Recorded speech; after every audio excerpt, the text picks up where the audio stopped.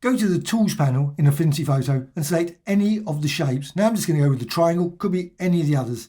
Set the colour, that's not important. So I'm just going to quickly add the design. So it's just a vector design, can be any size. So I'm going to make it fairly large.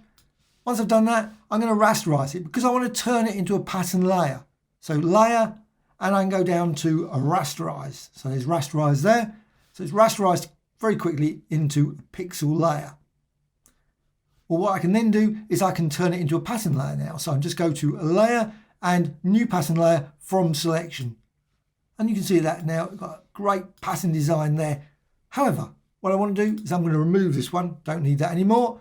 And with this pattern, what I can do, I can just drag it down. And as I do that, you can see a blue line appears between the image and the text background. And you can see now you've got your pattern. You've got a mask there using that pattern. Now the pattern is still live, so you can select there and resize, rotate, move it around, and much, much more. What you can also do is go to the background layer. Key thing here is make certain you unlock this if you want to move it around. So click there. So now you can see you can move that around, resize, rotate, etc. Also, you can add some effects. Maybe go to effects, click there, maybe go for outer shadow, and very quickly add an outer shadow there. You can see nice outer shadow.